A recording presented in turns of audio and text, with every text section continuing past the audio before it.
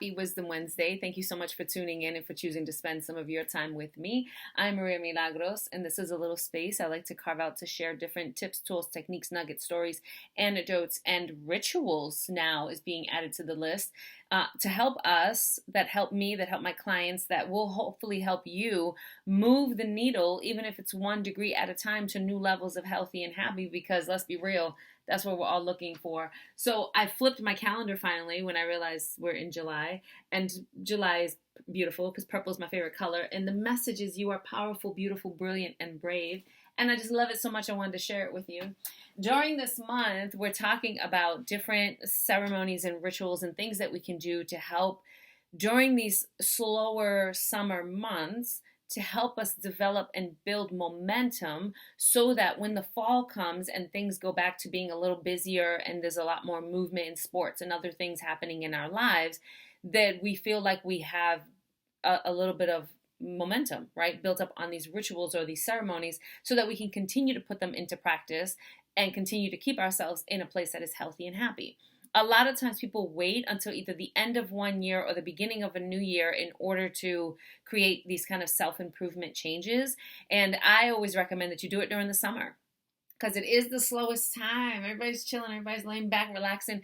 And since you have the extra room in your calendar usually, it gives us a little more room in our minds, which then gives us the opportunity to do this work because for some people it's fun and for some people it's work, depending on what you're working on and where you at in your life. So today I want to talk about morning routines and the importance of developing a ritual for your mornings, right?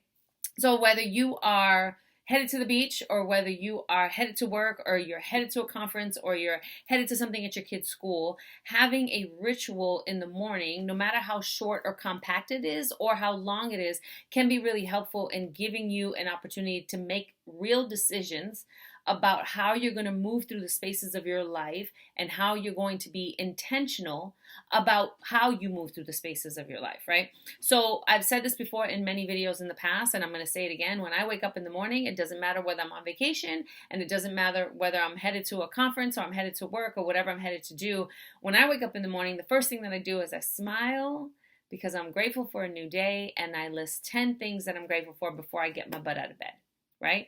Now, usually this is where I fall out of my bed and I jump onto my yoga mat and I do meditation. But the reality is it doesn't kind of go just like that. I have my cat who's right here reminding me that she's hungry and she wants her food. So usually I spend some time with her in the morning, just kind of petting her, smelling her. Yes, I smell my cat. And I just kind of like put my face on her and I pet her and I smell her. And it just gives me, again, this reminder that the work that I'm doing or the purpose for me being here is not just about me. It's about being able to take care of and share love with other living beings, including but not limited to my cat, right? So I have this moment with my cat in the morning. I get up, I go feed her. I usually drink some water with either lemon or lime in it, and I prep that the night before. I keep it full so it's ready to go in the morning, and I kind of carry that around and sip on my water. Maybe I'll use the bathroom, and then I'll hit my yoga mat. And when I hit my yoga mat, I do a little light stretching, and then I do some meditation. Sometimes my meditation is 10, 15, 20, 25. It can be as long as an hour depending on how much time I have available in my schedule and what I feel my needs are in that space of who I am, right? So I carve out my time for my meditation.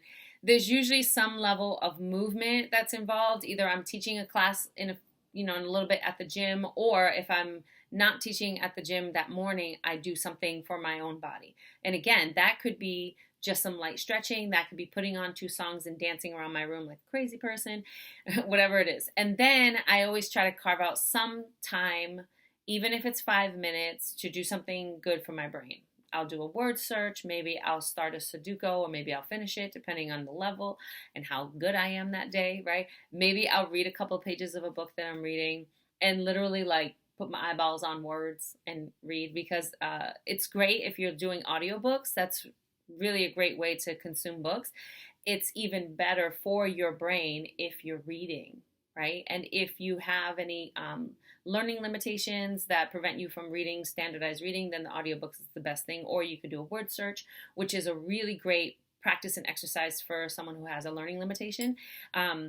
So there's that, right? Something for my brain. And then I usually like get myself going in the morning. But before I do, I share some kind of gratitude either with my daughter, or I'll text someone and say, tell me 5 things you're grateful for from today, or something in a way to share gratitude. I always do my morning affirmations, and then I set my intention for the day while I'm getting dressed. And the intention could be as simple as, I'm going to have fun today.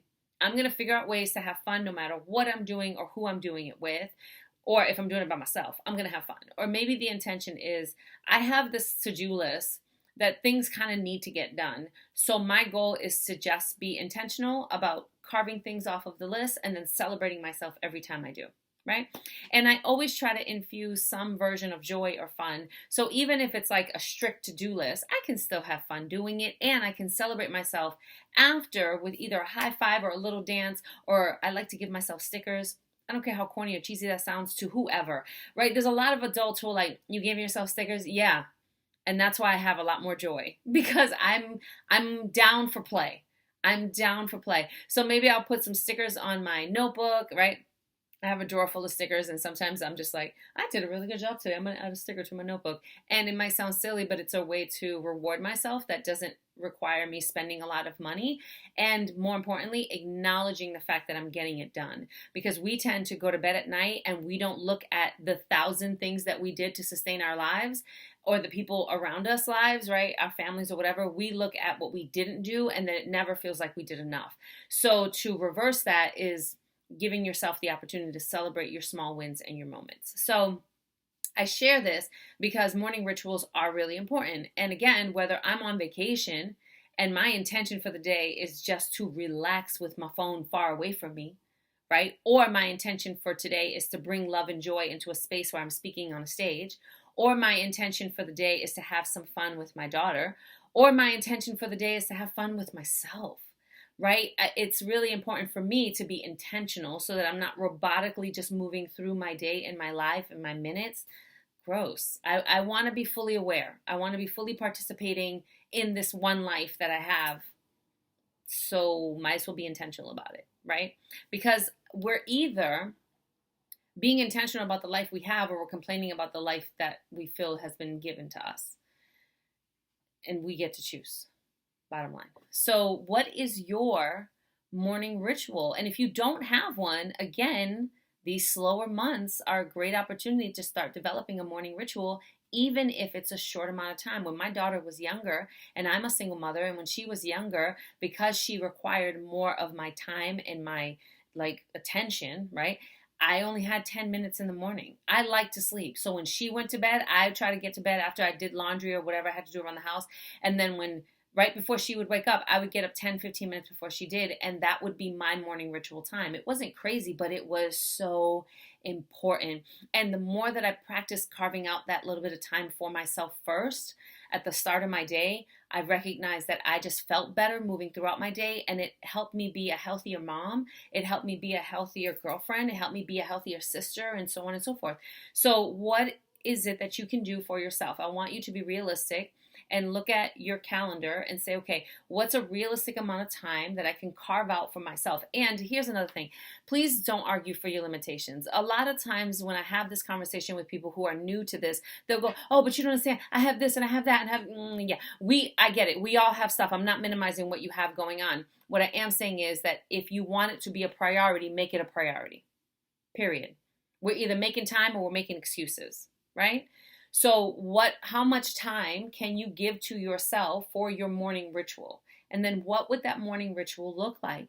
Maybe it looks like 3 things you're grateful for when the day starts, taking care of your pet if you have one, hugging and kissing your family, and then going off to the bathroom to do something by yourself for yourself while you're either in the shower, on the toilet, or whatever, right? I'm being for real. And really making it in your mind an intentional morning routine.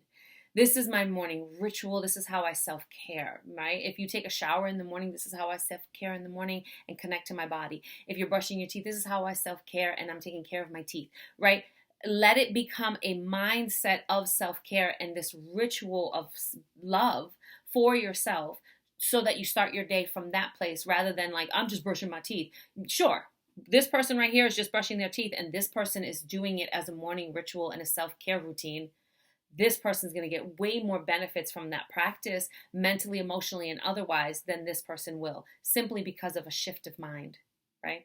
So what is your morning routine? Shoot me an email. Let me know what it is. I would love to be able to be a space where I can just catch it, and then you put it out into the world, and there's some accountability there. Post it in the comments if you're feeling brave enough, and be intentional. Carve out some time for yourself to create a morning routine. That's what I have for you. I hope that was helpful. If you know someone who can benefit from it, please share it. Get an accountability partner too. If you and someone that you live with or a friend of yours are like, you know what, yeah, I want to carve out a morning routine, maybe get an accountability partner that you can check in with consistently. Could be really helpful as well. It works for me. So let me know if you have any questions, and I am sending you so much light and love, and there's nothing you can do about it. I hope your morning routines start your day off as magic, because you deserve it, and you are. Peace.